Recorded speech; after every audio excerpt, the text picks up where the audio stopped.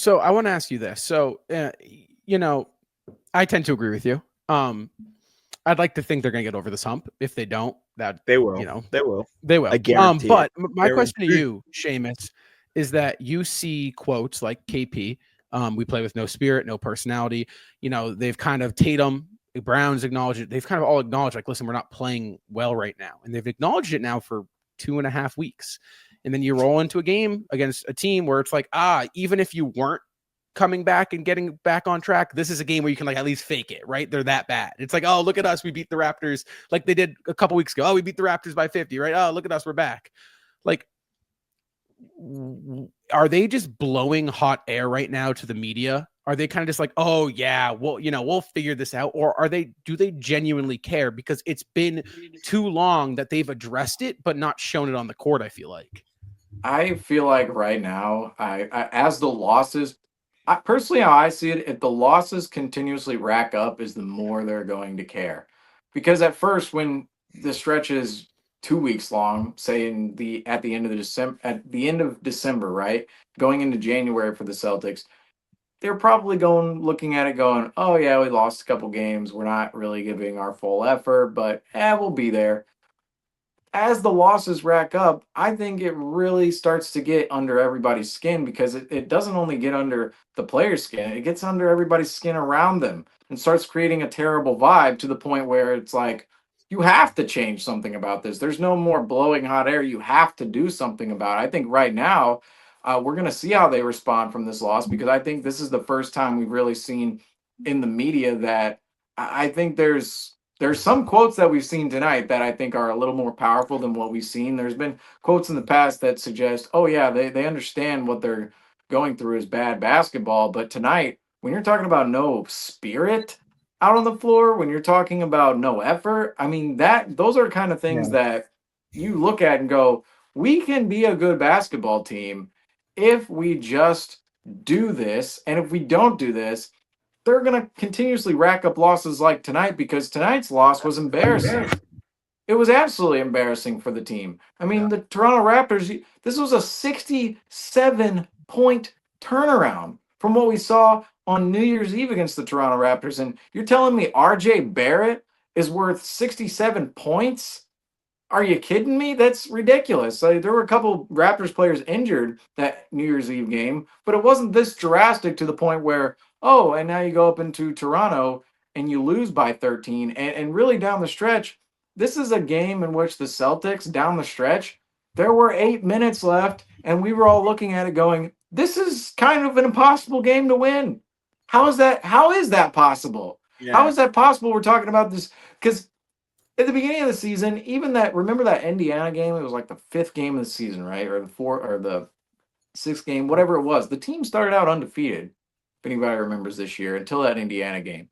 And even in that game, it felt like, all right, we can come back. And we did. We came back, forced overtime. Unfortunately, Pascal Siakam just hit a crazy 3 in overtime that you'd give him 9 times. You'd give him 10 times out of 10. Take that 3, Pascal Siakam. We think you're going to miss.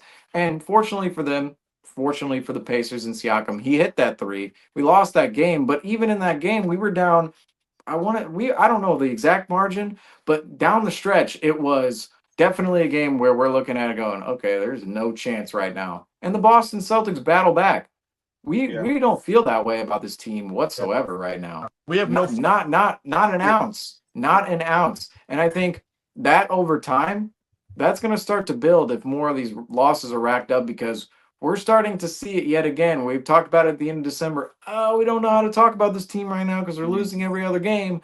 Then they went on a 3-game winning streak. We were happy. Then they went 4-1 in 5 games. We're like, all right, cool. Now we just got to go and win Sacramento, New Orleans, Toronto. And then you have a back-to-back against Atlanta and Orlando. And these are all games in which not only you should likely win if you're the Boston Celtics, but you're at least at the end of the game, you're going to have a chance to win. Okay? And tonight with 8 minutes left, we felt like there was no chance.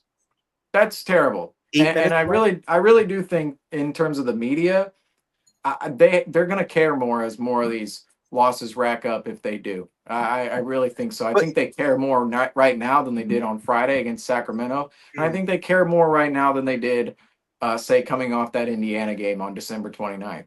I think that's the case right now. Well, this one has to sting way more. I think so. I'm looking at the schedule here, and we have a back-to-back coming up Friday and Saturday. Both games are at home against Orlando and Atlanta. Paolo should be back for Orlando, and Trae Young should be back for Atlanta. Both those players missed the previous meetings earlier in the season at which Boston took losses.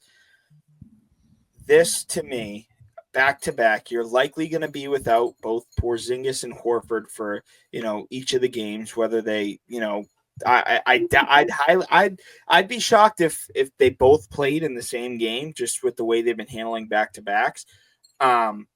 These are two games that, to me, are going to tell you if the Celtics are going to be able to really kind of dig themselves out of this, because here's the thing, coming up on the West, and first of all, I said it a few minutes ago. I 100% think the Celtics are more than capable of coming out of this poor stretch alive. We mentioned it is January, but that's not an excuse. The Celtics are not playing their brand of basketball that we know they are more than capable of playing right now. But it's really, really hard to go into a West Coast trip with the type of play that we've been playing. And I really need to see the Celtics go in. And I said this on I said this. I guaranteed a Celtics blowout win because I had too much faith. You're banned from guaranteeing anything. Why? This goes down on the all-time worst. You're banned from betting. You want to go there right now? We'll go right. on. We'll go I stepped away. I knew when it was my time. I stepped away. I hung up the cleats, and I know. Let me tell you. Excuse me for believing in my team. Let me just say something. If I ever, there's a double standard on Celtics Talk Weekly. If I ever put out a take or a guarantee like Justin put out last game, and then this happened, I would be proclaimed the bad luck charm of all time. Justin, you're terrible luck. You're terrible luck. You are, dude. Right, the OGs of Celtics Talk Weekly know you're terrible luck. The first year we ever were on. This is a bad look. That's all I'm saying. No, it's not. Why? I'm giving effort. The friggin' Celtics on the parquet won't give effort. At least I'm putting the friggin' effort in. I'm still believing in them. I'm still showing up every night to the damn post-game show to discuss the same issues that we've been discussing for the past month and a half. And the Celtics in their press conferences also discussing what the problem has been the last month and a half, yet they're not fixing it. They're not going and making that effort. They're talking about how their effort has been poor. They're talking about how they just haven't been playing their brand of basketball. Then get back to it. You're the ones who control it. The 15 guys wearing green uniforms, the 20 assistant coaches, that is all. The equipment managers washing the jerseys, that is all for them to get better at. That in all jokes aside, that's the truth. Us four sitting here, us four goons talking about the Celtics every single night, that's not going to change the Celtics win-loss ratio. The Celtics can only determine that. They need to go out. If they know that the effort is the problem, if they know now you're firing shots at us, man. Maybe you're talking about this is on in the locker room, Justin. I don't know what you're talking about. No, I'm just sick. I'm sick of hearing the excuses. We're just not playing our brand of bat. Then play your damn brand of basketball. You guys are the ones controlling the game. I'm sick of the. I'm sick. Oh my gosh, the comments are rolling. I'm sick of the. I'm sick of the injury. Oh, no injuries to report, and then we come in and we just lay a goose egg fully healthy. How long can we say we're trying to get implemented with each other? How long can that be an excuse? How long? Tell me. So. No, not so. Tell me how long we can use that. No, I agree. You know me. I agree. I know you agree. You don't ever agree with me. If you agree with me, it's going to hell. I'll say that much. No, I know. In all seriousness, this it's been this should have been. Thank you. This has been. There's like a million of these comments. Yeah. What is going on here?